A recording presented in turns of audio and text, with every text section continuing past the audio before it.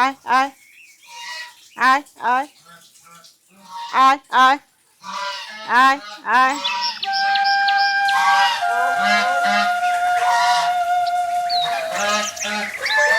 বাবা মারা গেছে 2006 সালে, যখন আমি ইন্টারমিডিয়েট পাশ করি সবেমাত্র। তখন থেকেই লাইফে একটা স্ট্রাগল শুরু হয়। তো সেই স্ট্রাগলটা একটা সময় এসে ভাবছিলাম যে মনে হয় উত্থান হলো, কিন্তু না, বিয়ে করে আরো পতনে চলে আসছিল। চেহারা সৌন্দর্যের জন্য হয়তো আমার সংসার টিকে নাই, মাত্র 1 মাস সংসার করছিলাম। আমার ডিভোর্সটা হয়েছিল অ্যাকচুয়ালি হচ্ছে যে আমি দেখতে সুন্দরী না। লাস্ট নিজেকে তৈরি করার জন্য নিজেই মানে ঝেঁপে পড়ি। শুরু করি 500 মুরগির একটা শেড দিয়ে। ফেয়ার অ্যান্ড লাভলি তোমার স্বপ্ন করো সত্যি একটা ইয়ে দেখে ওখানে আমার ছোট বোন অ্যাপ্লাই করছিল। তো সেখানে আমি হচ্ছে যে ভাবছিলাম না যে কখনো এরকম ভালো কিছু আমার জন্য আছে বা আমি ডিজার্ভ করি এরকম কোনো কিছু। সবসময় মনে হতো যে না, আমার জন্য ভালো কিছু কখনোই আর নাই। আমি ফেয়ার অ্যান্ড লাভলিতে উইনার হই, আর ওইখানে 2 লক্ষ টাকা প্রাইজ মানি পাই। তারপরে পেয়ারা বাগান করি, এভাবে বড়ই বাগান, ড্রাগন বাগান, এদিকে মুরগি শেড, ওইদিকে পুকুর চাষ। আস্তে আস্তে গরু পালন শুরু করছি। আর ফলস বাগানের প্রতি আমার খুব একটা আগ্রহ ছিল, ঝুঁকিও ছিল। তো আল্লাহ রহম করছে, নিজেরও পরিশ্রম ছিল। আসলে যে একটা কথা সবসময় সত্যি, যে পরিশ্রম সৌভাগ্যের প্রসূতি। আর এটা আমি অন্তর থেকেই বিশ্বাস করি যে পরিশ্রম করলে সেটা কখনোই বিফলে যায় না। এখানে পানের বরজ আছে 1.5 বিঘা, আর বরের ওই পাশে আছে হচ্ছে কলা বাগান, ওইখানেও 1.5 বিঘা। আর তার সাইডে আছে হচ্ছে যে পুকুর, ওটা জল করা আছে 3 বিঘা। এটা দিয়ে পানের পরটা বাঁধা হয়। পর বলতে পানের যে গাছটা উপরে উঠে যায়, সেই গাছটা এটা দিয়ে দিয়ে হচ্ছে যে জোড়ায় জোড়ায় বাঁধতে হয়। গাভী আছে আমার 2টা, 2টা দুধের গরু আছে। এখানে ওই 20 লিটার করে দুধ প্রতিদিন আমি হচ্ছে যে মানে সেল করতে পারি। সকালে 20 লিটার আর বিকেলে 10 লিটার, এই মোট 30 লিটার। এনএসআইয়ের জন্য আমাকে যে অফিস করতে হয়েছে, আমি এখন মানে নিজের মতো করে, আমার কাছে কত মানুষ আসে যাদের সহযোগিতা আমি করতে পারি, আমার খামারে কতজন লেবার কাজ করে, এটা আমার কাছে একটা ভালো লাগার জায়গা। কত উদ্যোক্তারা আমার কাছ থেকে সহযোগিতা নেয়। মানুষের শুধু টাকা দিয়ে সহযোগিতা করে এটাই না, কিন্তু টাকা ছাড়াও অনেকে অনেকভাবে সহযোগিতা করা যায়। কেউ উপরে উঠতে চাইলে তাকে উপরে উঠাইতে হয়।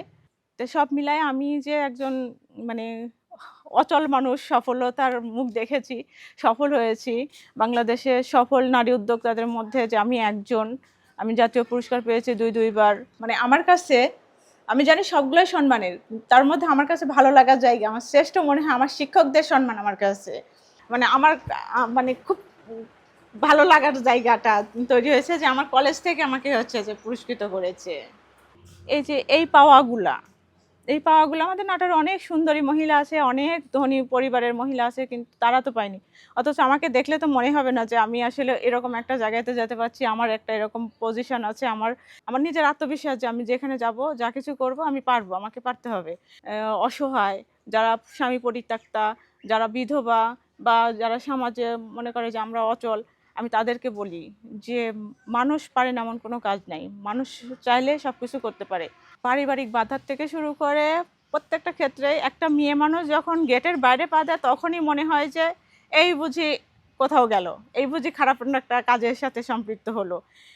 এই টেনশন আমাদের সমাজে প্রতিনিয়ত আছে। মেয়েরা বাইরে কাজ করতে গেলেই প্রত্যেকটা পরিবারের, প্রত্যেকটা মানে প্রতিবেশীর, আত্মীয় স্বজনের চোখে এটা হচ্ছে যে লাগে।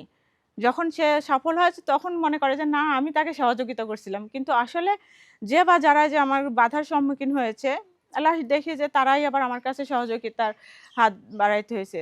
আর আমি প্রত্যেকটা মেয়েকে বলবো যে নিজেকে সতর্কতা রেখে যদি চলাফেরা করতে পারে, তাহলে আল্লাহ তার মুখ তুলে দেখাবে।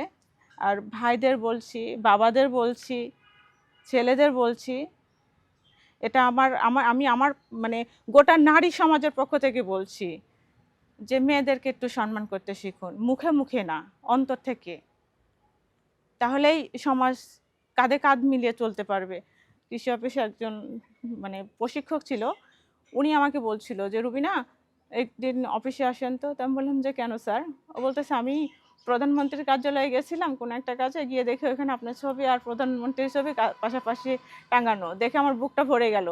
যে আমাদের রুবিনা। তো আমি বললাম, স্যার আজকে আমি আপনাদের রুবিনা, কিন্তু 2 দিন আগে কিন্তু আমি আপনাদের রুবিনা ছিলাম না। আজকে প্রধানমন্ত্রীর ছবির সাথে ছবি আছে, তাই আপনার বুকটা ভরে গেছে। যে আমার ওপরের চেহারাটা হয়তো কালো, এই জিনিসটা সবাই আমাকে কালো বলেই দেখে, কিন্তু আমার ভেতরে যে হচ্ছে যে একটা রূপ আছে, আমার ভেতরে যে একটা সৌন্দর্য আছে, সেই সৌন্দর্যটাকে আমি ফুটায় তুলতে চেয়েছি।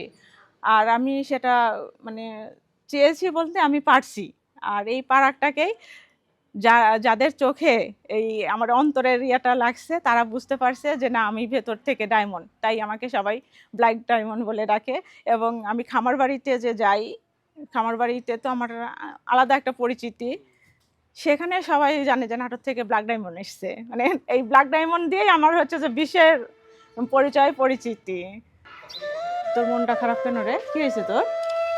হ্যাঁ, লেখা